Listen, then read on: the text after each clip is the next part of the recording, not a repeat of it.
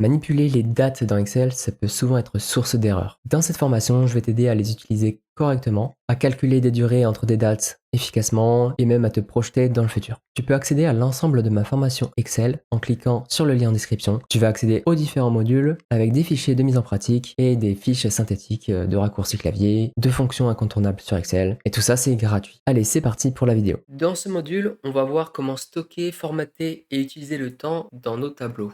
Parce qu'en effet, maîtriser le temps, les dates, les heures, ça va nous ouvrir la voie à pas mal de calculs assez puissants et précis. Tout d'abord, on va essayer de voir le fonctionnement du stockage des dates. En fait, il faut savoir que les dates et les heures, elles sont stockées sous forme de sorte de numéro de série, où en fait le 1 correspond à une certaine date qui est le 1er janvier 1900. Pour Excel, il n'y a pas de date avant le 1er janvier 1900.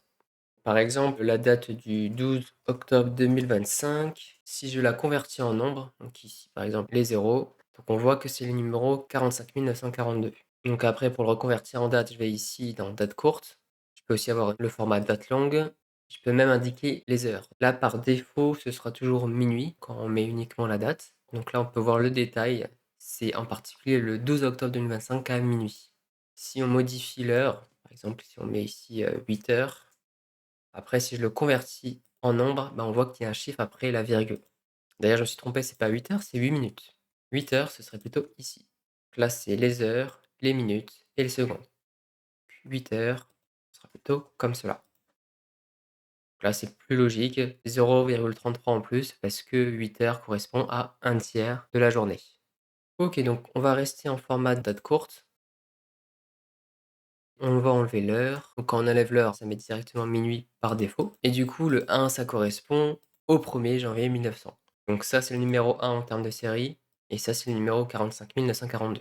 Sous-entendu, 45 942e jour. Donc ce qui veut dire qu'on peut tout à fait sommer une date avec des nombres pour rajouter des nombres de jours. Si je mets D9 plus 1, j'obtiens le 13 octobre 2025, donc un jour après.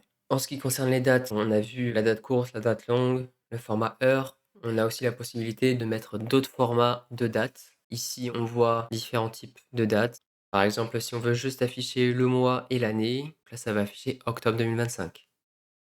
On a aussi des fonctions qui sont très utiles parce qu'elles font appel à la date du jour. C'est la fonction aujourd'hui. Donc, égale aujourd'hui. Là, il suffit de mettre une parenthèse qui s'ouvre, une parenthèse qui se ferme et rien à l'intérieur. Là, je fais entrer et j'obtiens la date du jour. Donc, date du jour qui va se mettre à jour à chaque fois que vous ouvrez le fichier, suivant la date du jour. Il existe aussi la fonction maintenant qui va me renvoyer la date, mais aussi l'heure actuelle. Donc, c'est pareil, cette formule-là se met à jour de façon dynamique. Ça peut être vraiment pratique quand on veut, par exemple, comparer notre date du jour avec une date d'échéance ou autre chose. En parlant de comparaison entre date du jour et date d'échéance, on va voir comment fonctionne le calcul de durée. Alors, pour calculer l'intervalle entre deux dates, donc la durée entre deux dates, on va utiliser la fonction natif qui prend en argument une date de début, une date de fin et une unité. En date de début, par exemple, prenons 1er septembre 2025 et en date de fin, 12 octobre 2025. Donc, la fonction date diff, elle prend en entrée la date de début, puis la date de fin, puis l'unité. Donc l'unité, ça dépend si on veut calculer le nombre de jours, le nombre de mois ou le nombre d'années. Sachant qu'il faudra indiquer un D pour days, donc jour, M pour mois et Y pour année. Si on veut calculer le nombre de jours, donc on va mettre un D entre guillemets, et j'obtiens donc 41 jours. Donc il y a bien 41 jours entre le 1er septembre 2025 et le 12 octobre 2025. Si on veut calculer le nombre de mois, je vais mettre M. Par contre, là, je ne vais pas avoir de chiffre après la virgule, dans le sens où Excel va faire un arrondi. Donc là, il va indiquer que c'est un mois. Si j'avais même pas un mois entre les deux dates, par exemple, entre le 1er septembre et le 12 septembre, il va carrément me mettre que c'est 0 la différence entre les deux. Même si je mets le 29, il va mettre 0. Donc si ça tombe pas juste, il va m'indiquer le nombre de mois inférieur. C'est que si on est ici au 1er octobre, il va indiquer 1. Et après, c'est le même principe pour le nombre d'années. Donc là, évidemment, il va me mettre 0. Si là, par exemple, je mets 2026, il va me mettre 1, même si c'est un an et un mois. Donc c'est vrai que quand on a besoin d'être précis, utiliser le nombre de jours reste la solution la plus simple. Sachant que on peut tout simplement aussi faire la différence entre la date de fin et la date de début, et on obtient le nombre de jours. Donc c'est vrai que c'est plutôt pratique de pouvoir soustraire des dates entre elles pour calculer le nombre de jours, donc l'intervalle. Alors on va aller sur l'onglet mission et on va calculer la durée. Donc déjà on va prendre la fonction date diff, entre parenthèses, date de début, date de fin, HDO, hop, entre guillemets D, et voilà la durée en jours. Si j'indique le nombre de mois, là c'est un peu plus limité parce qu'il va m'indiquer que j'ai pas mal de durées nulles parce que il faut plus d'un mois pour détecter une durée supérieure à zéro.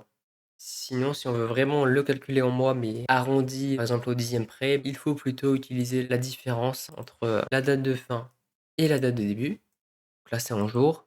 Et si on veut le convertir en mois, on a juste à diviser par 30. Donc sachant que c'est du à peu près parce que tous les mois ne font pas 30 jours, mais ce sera quand même une approximation si on veut un nombre approximatif en mois. Donc sachant qu'on peut aller aussi jusqu'à arrondir au centième près ou au dixième près en utilisant la fonction arrondi. Donc il y a tout ça qui est entre parenthèses et à la fin c'est point virgule pour indiquer le nombre de chiffres après la virgule. Donc si on n'en veut qu'un seul après la virgule, on va mettre 1 et voilà. Là, je l'ai arrondi au dixième près. On peut aussi extraire les composants d'une date, parce qu'une date comme celle-ci, elle est caractérisée par ses jours, 15, son mois, donc là janvier, et son année, 2026. Donc il existe tout simplement des fonctions jour, donc jour de cette date, qui renvoie 15, donc le numéro du jour. Une fonction mois, qui renvoie tout simplement le numéro du mois, donc 1, comme janvier. Et la fonction année, qui renvoie l'année. Extraire ces composants-là, ça peut être utile notamment pour créer des sortes de filtres sur nos tableaux pour ensuite effectuer des regroupements. Par exemple, nous, si c'est l'année qui nous intéresse, donc par exemple, on va aller sur notre onglet mission, je vais créer une colonne année et donc je vais utiliser la fonction année de la date de fin prévue. Par exemple, si c'est l'année 2026 qui m'intéresse, donc là je peux filtrer sur 2026. Donc au-delà de ça, avoir une colonne année peut servir par exemple si on a besoin de faire une somme conditionnelle, une fameuse somme pointille. Si on veut faire une somme sur une année par exemple, créer une colonne année va pouvoir nous faciliter la tâche. Il existe aussi une méthode de faire l'inverse, c'est-à-dire de recréer une date à partir du jour, du mois et de l'année, avec la fonction date, tout simplement. Date entre parenthèses, donc là par contre, il faut indiquer l'année en premier, donc là par exemple 2026, le mois, donc là 1, et le jour 15. On peut donc combiner la fonction date et les fonctions jour, mois, année.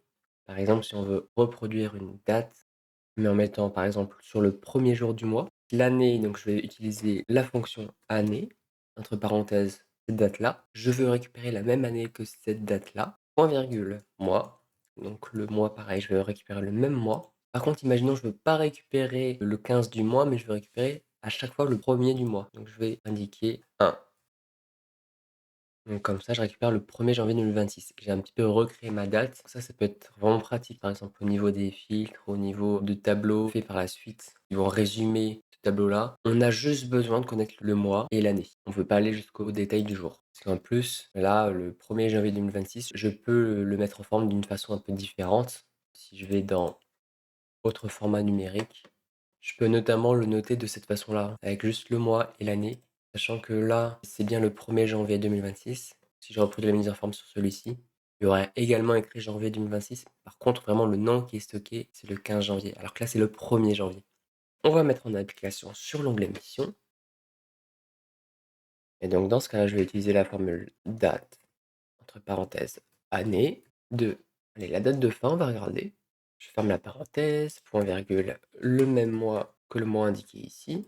Donc là, je vais indiquer 1 pour vraiment me contenter du mois de fin. Voilà.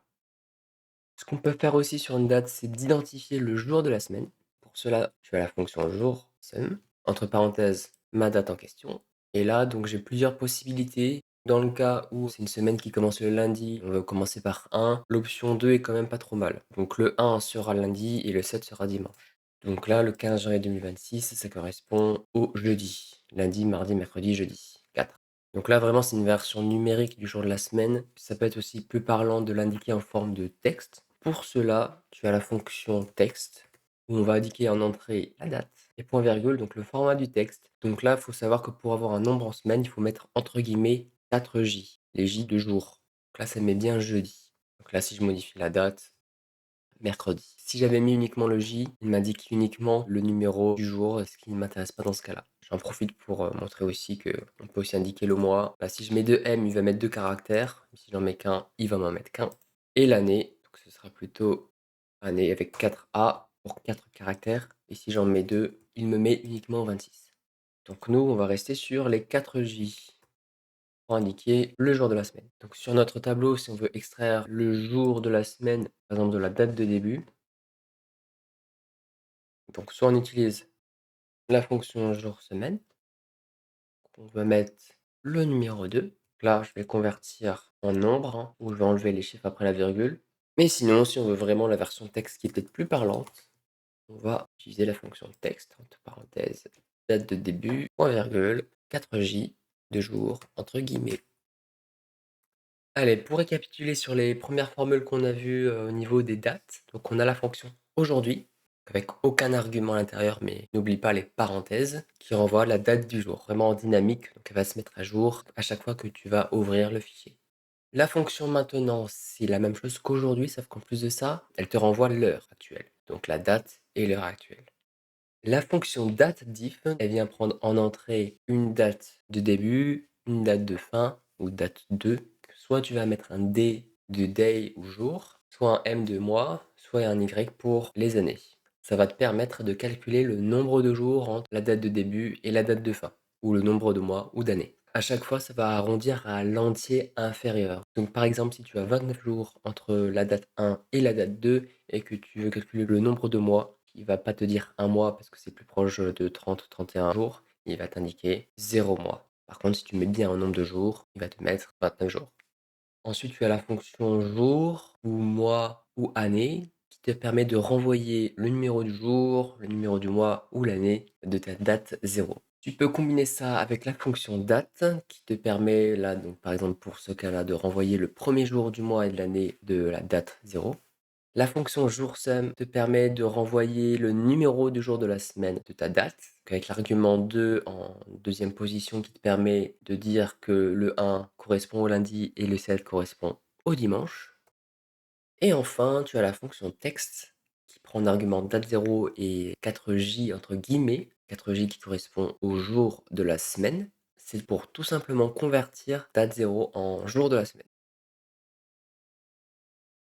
Ok, donc maintenant que tu sais manipuler le sablier d'Excel, on va voir comment manipuler le temps grâce à des formules qui vont permettre de projeter les dates dans le futur. Une des fonctions les plus utiles pour décaler les dates dans le temps, c'est la fonction moi.décaler. Moi.décaler, c'est une fonction qui permet de renvoyer une date, mais décalée d'un certain nombre de mois. Donc par exemple, moi.décaler, on peut l'appliquer sur la date de départ en B3, cette date-là, en virgule. Donc là, ça correspond au nombre de mois que l'on veut décaler de cette date. Par exemple, si on veut décaler de 5 mois, on met un 5. Donc là, on va quand même le convertir en date. Donc là, on voit qu'on est passé du 14 janvier 2026 au 14 juin 2026. Donc c'est bien 5 mois après. Donc en gros, ce sera à chaque fois le même jour du mois. Par contre, on va décaler de 5 mois par rapport à la date ici. Évidemment, si on décale d'un nombre de mois important, par exemple 14, alors on a également l'année qui se réajuste. On a bien donc 14 mois pile poil de différence entre ces deux dates. Sachant que cette fonction mois.décalé, tu peux l'utiliser aussi sur des nombres de mois négatifs. Si par exemple tu veux revenir en arrière, donc si on veut revenir de 14 mois en arrière, c'est tout à fait possible. De la même façon, tu peux mettre des calculs dans le nombre de mois. Si par exemple tu veux plutôt raisonner en années, tu veux te décaler par exemple de 11 ans, tu vas pouvoir indiquer 11 fois 12. 12 mois dans l'année et 11 années. Pour se décaler de nombre de jours, par contre, là, c'est plus simple entre guillemets, c'est juste une addition à faire. Cette date-là, plus le nombre de jours que tu souhaites en plus. Donc par exemple, si c'est 24, on s'est décalé de 24 jours à partir du 14 janvier 2026.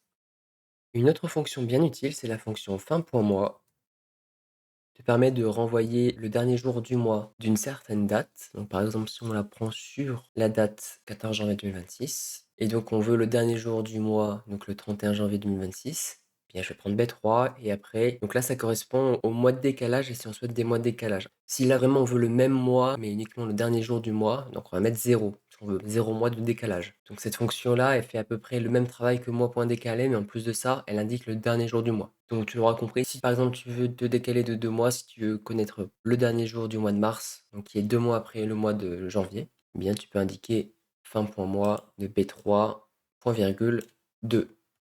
Ce type de fonction, tu peux aussi évidemment l'appliquer sur la date du jour, donc sur la fonction aujourd'hui. Ça marche aussi si tu mets fin de point mois de aujourd'hui, 0,0 si tu souhaites là par exemple connaître le dernier jour du mois actuel. Donc cette fonction-là, ça peut être utile pour des échéanciers de facturation, etc., qui sont à chaque fois en fin de mois par exemple. En tout cas, retiens bien cette formule parce que ça peut être vraiment pratique, même si tu as des manières de la contourner. Comment la contourner? Bah, en utilisant la fonction date. Par exemple, si je veux connaître le dernier jour du mois de cette date-là, donc je vais utiliser pour l'année 2026, donc l'année de ces dates-là, le mois de cette date-là, plus 1. Je vais t'expliquer pourquoi. Et là, je vais mettre 1. Donc ça va me permettre de renvoyer le 1er février 2026, à savoir le premier jour du mois suivant. Donc là, j'ai juste à mettre un -1 pour enlever un jour, pour récupérer le dernier jour du mois de janvier 2026. Donc pour éviter de faire ce type de formule, utilise plutôt cette formule-là, donc en mettant 0. C'est quand même un peu plus rapide. Décaler les dates, c'est pas mal. Par contre, souvent on parle en termes de jours ouvrés, c'est-à-dire de jours travaillés et donc on exclut parfois les samedis et les dimanches, voire même les jours fériés. Tu as des formules sur Excel qui te permettent de prendre en compte de ces jours ouvrés. Par exemple, pour décaler une date de 10 jours, mais de 10 jours ouvrés, ce qui est différent de 10 jours civils. Pour cela, tu as la fonction série, un jour ouvré, elle est ici, qui vient décaler ma date là. Je vais mettre en entrée point virgule d'un certain nombre de jours ouvrés. Par exemple, si c'est 10 jours ouvrés, je vais mettre 10. Donc là, après, il m'indique si je veux prendre en compte des jours fériés. Je peux m'en passer, c'est pas obligatoire. Donc là, je peux fermer la parenthèse. Donc là, on voit bien qu'entre le 14 janvier et le 28 janvier, on a 14 jours, ce qui correspond à 10 jours ouvrés, parce qu'on exclut 2 week-ends, donc 4 jours. Je peux également inclure les jours fériés. Donc là, sur cet onglet-là, j'ai indiqué les prochains jours fériés jusqu'à fin 2027. Et donc, je peux indiquer ici un troisième argument de ma fonction série.jour.ouvré en sélectionnant mon tableau. CTRL Maj flèche tout bas pour tout sélectionner. Donc là, c'est un tableau, donc automatiquement en plus, quand je vais compléter ce tableau en ajoutant des jours fériés, bah, ça va s'intégrer dans cette formule automatiquement. Voilà, donc pour le coup, il n'y a pas de jour férié entre le 14 janvier et le 28 janvier, donc ça change rien. En tout cas, si tu mets des durées plus longues, là, ce sera bien pris en compte dans les jours fériés. Le fait de décaler une date suivant certains jours, mais des jours ouvrés, ça peut être particulièrement utile justement pour des plannings, pour des dates de livraison, qui est planification de projets, etc. Parce qu'en général, donc, on a des jours ouvrés uniquement à prendre en compte. Et les jours fériés, on peut également les exclure en termes de jours travaillés. On peut très bien raisonner dans le sens inverse, dans le sens où on peut indiquer une durée ici et calculer la date de fin en fonction justement de cette durée en jours ouvrés. Je vais me simplifier la tâche, je vais recalculer la durée, mais en jours tout simplement. Voilà. Je vais la copier-coller en valeur, comme ça ne dépend plus de ma formule. CTRL Maj V pour copier-coller en valeur. Je vais tout simplement supprimer ma colonne ici et je vais la recalculer en fonction de ma série.jour ouvré.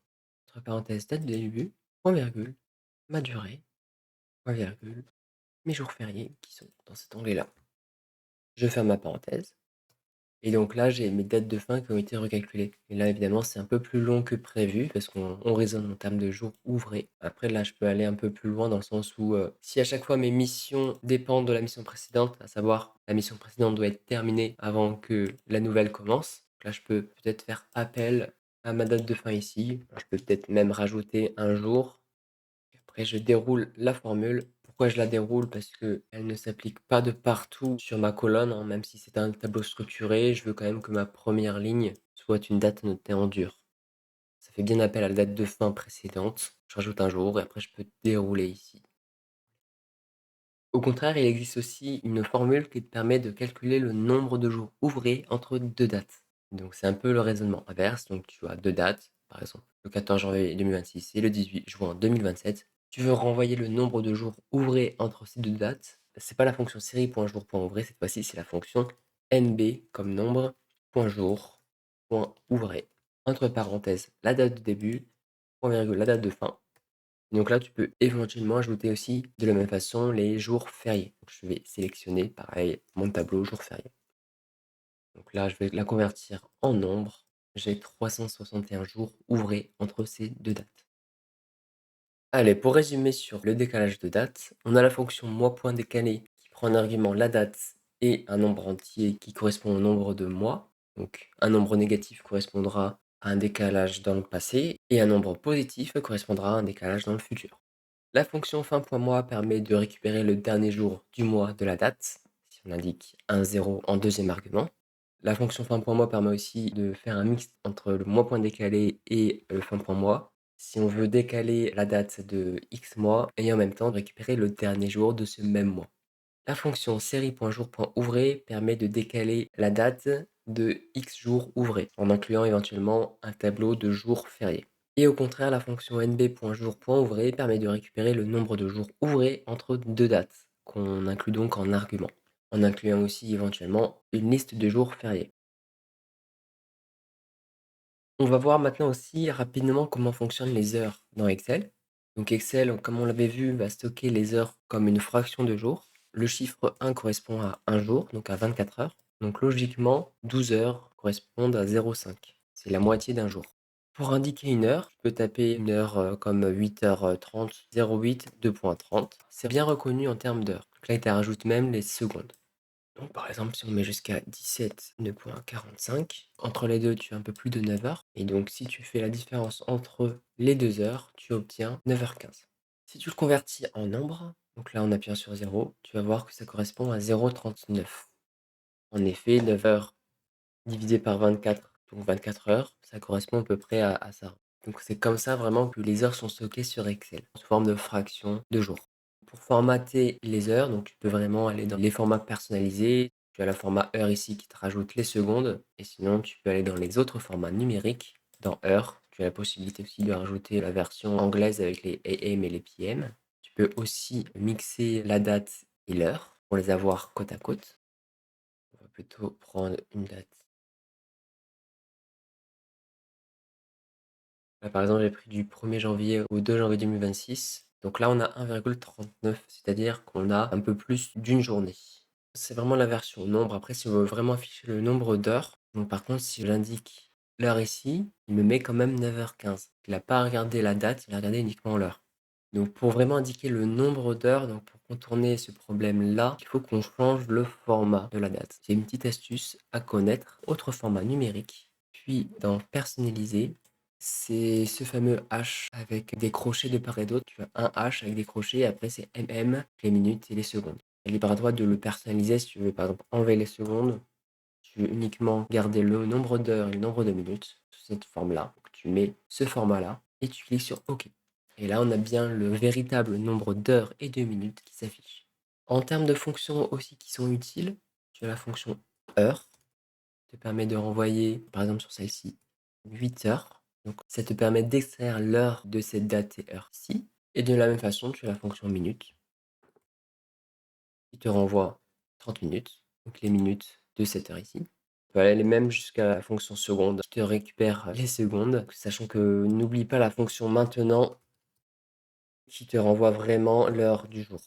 Donc là, par exemple, on est à 38 secondes, 48, ça se met à jour au fur et à mesure.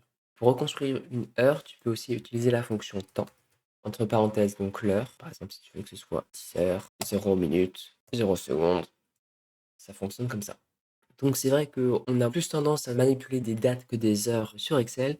Après, voilà, sache que c'est tout à fait possible, comme tu as pu le voir ici, de manipuler des heures. Et donc, pour rappel, derrière toute date, tu as des heures qui s'affichent. Donc, c'est-à-dire que si tu mets une date 12 octobre 2025, si tu le convertis en heures, tu vois que c'est minuit. Donc, à chaque fois, les dates sont pré-réglées à minuit. Et après, tu veux évidemment modifier cette heure ici. Donc là, ici sur la barre de formule, si tu mets 10 heures. Donc là, par contre, ton nombre entier, donc si je le convertis en nombre, il a des chiffres après la virgule. Donc même si la date ici c'est 12 octobre 2025 et que en face tu as le 12 octobre 2025 mais sans heure d'indiquer, donc sous-entendu c'est minuit, alors si tu fais le test cette date égale cette date, bah, c'est faux. Tout simplement parce que tu n'as pas mis minuit ici. Il faudrait que je mette minuit pour que ce soit vrai. Voilà, donc c'était une petite astuce à connaître et donc maintenant tu en sais un peu plus. Voilà, maintenant j'espère que la gestion des dates sur Excel, c'est un peu plus simple pour toi. N'hésite pas à cliquer sur le lien en description pour accéder à l'ensemble de ma formation sur les bases d'Excel. Dans le module 6, on va se consacrer à la recherche de valeur dans Excel.